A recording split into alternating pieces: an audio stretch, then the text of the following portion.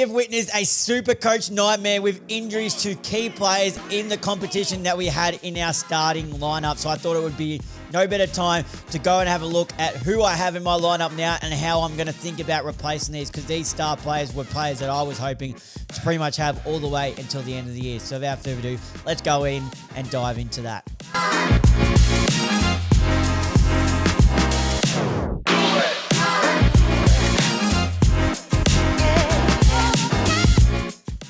Hello everybody and welcome back to the Up the Guts channel, and just a different type of video again. I did my video where I released my super coach team. A few things has changed since then, and definitely a few things will change as of this week. One has already changed, but I will walk you through all of them. The main reason I wanted to get on was because we've had a few changes to, not changes, but a few key injuries. So let's start off with the biggest talking point of them all, Christian Petrarca, who started this season on absolutely fire.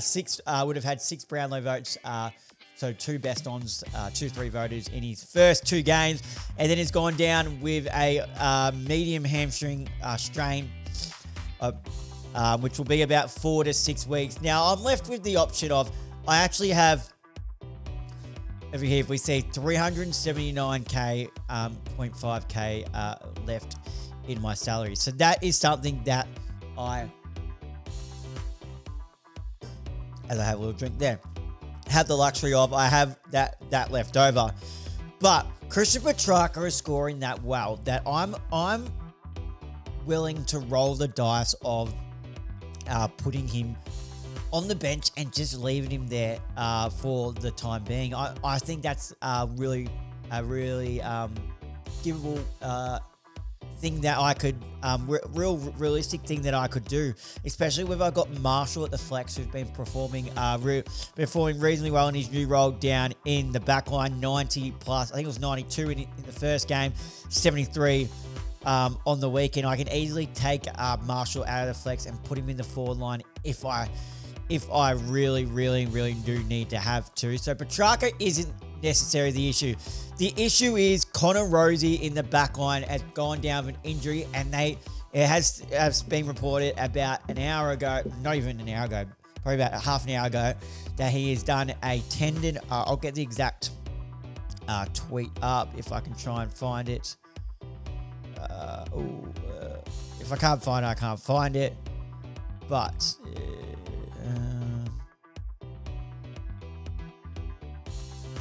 no, I can't find it. But what he has done is a tendon, ruptured a tendon. That he's meeting with the surgeon tomorrow. It most likely will need surgery, which would put him out of action for at least 3 months is the expected recovery time, which is not an ideal state considering I had him. You could get him as a midfield and defender, so I thought he's the perfect one that, with what we thought he was going to be playing a lot of half back this year, he's the perfect one I could just leave in the back line and just not even have to touch him unless an injury happens, and that has happened. So I'm left with a few things I could do here. So I could go, what I'm thinking of is I've been able to open up this extra cash by bringing in a lot of rookies in. So a couple of the rookies I brought in Tom Bamiers, I believe, just before the lockout of round 2. Last week, I brought in Millen Murdoch in, who scored 92 for me and 100 the week before. Has a break even of negative 145. So he's destined to make some cash there. I also, who else? Also recently, this week, I got rid of one of my rookies on the bench and brought in Devon Robinson from the West Coast Eagles. 100 odd in the first week, 95 last week. Also has a break even, negative 131. His price will go up as of next week, so that's another one. It says his projected price change is plus 77.3k. So he's one I've got there. As for the Rosie replacement, if I go have a look here, players, there's a couple of things I can do here. I can filter here. I want to change. I want to go for defenders, definitely. So what I'm going to do, I'm going to get it up here. So the highest rated player is Jack Sinclair. And I have enough money to do that.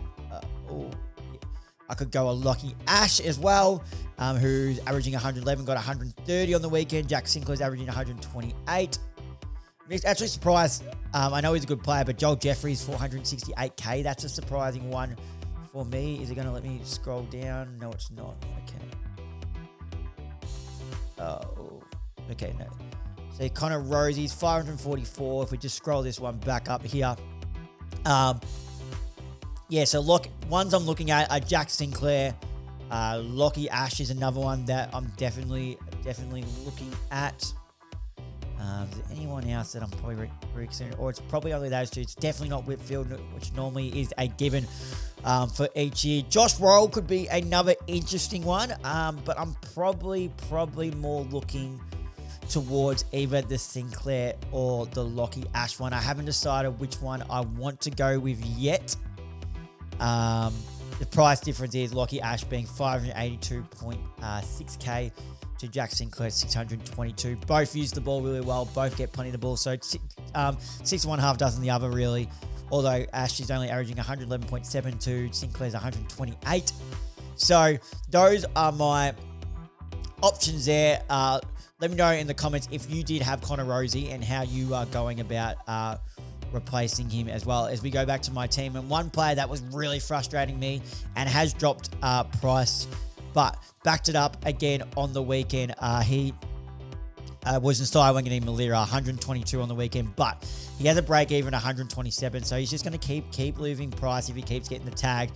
Minus 9.6k in value, so not the ideal start. Another player who I thought was a really good pickup at the start, just hasn't really fired, has been Jasper Fletcher. He's projected to lose 12.2k, so not the ideal. I thought he was going to be a really good one off that back line, so I'm a bit disappointed with that. Another one, Miles Bergman, I thought has a break even 157. He's definitely going to lose price. He's going down by 41k, so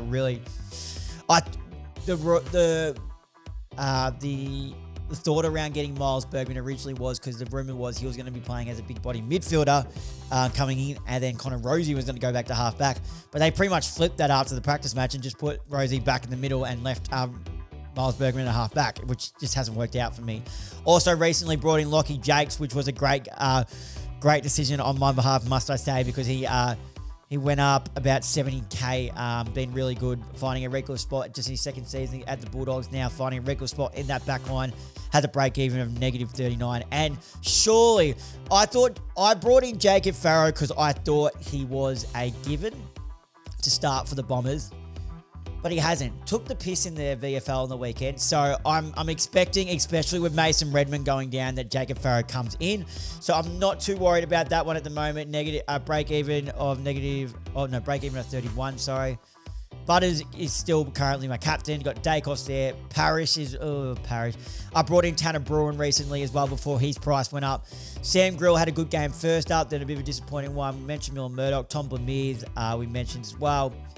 Jagger Smith, obviously. Hayden Young, I'm waiting to see the confirmation on that injury because that's that was the worry about getting Hayden Young eventually. I'm trying to see TBA expected recovery time to be confirmed. Okay, yeah. So that was the worry about getting Hayden Young originally, was will he go down with an injury, and it looks like he has. Tom DeConing's been really, really disappointing as well. Lockie McAndrew, my emergency though, on the other hand, has been really, really good. Luke Jackson just keeps on doing what Luke Jackson does. If we scroll down a bit, Mateus Philippou probably hasn't found exactly what we were looking for. But basically, guys, I just wanted to jump on and talk about how the Supercoach, I'll do this every so often. I wanted to talk about how the types of players that I'm looking at, the types of players I've brought in, and with Christian Petrarca and Rosie going down, I thought it was a perfect time to jump on and really, really discuss about some of my thoughts about where I'm going to go in. And if we go down towards here, most traded in that are in my team. So these are the top 5 that are most traded in at the moment. We've got Dan Houston, Tristan Cherry. Dan Houston was traded 11.4% more into teams. Tristan Cherry came in 6.6% more. Braden Cook, the mid forward, what did he score? 62. So he was brought in. Josh Worrell, also he's another one I'm looking at, and Lockie Ash as well. So Josh Worrell is definitely one I'm going to keep my eye on as well. Most traded out in my team, no doubt, it was Connor Rosie at 28.5% of teams. Christian Matraka, second place, 22.3% of teams. Dyson Sharp, 13.1% of teams. Hayden Young, 2.7% of teams. And Leo Lombard, 2.2% of teams, and he made a little bit of cash, plus 33.5k. But that's going to wrap up this little video here, guys. Just touching base to how the Supercoach team is looking. Let me know in the comments how your Supercoach team is doing. Who's been someone who you've really liked so far in these early rounds? Who's someone you're going to be targeting, and who's someone that's really disappointed you? But that's going to wrap up today, guys. Thank you guys for watching along. Make sure to remember, if you enjoyed this video, to hit that like, but make sure you leave a like and comment on this video, as the algorithms really liking likes and comments. Hit that subscribe button as we race towards 400 subscribers, and turn the notification bell on so you're notified whenever we upload. Thank you guys for watching. Until next time, I'll see you guys then.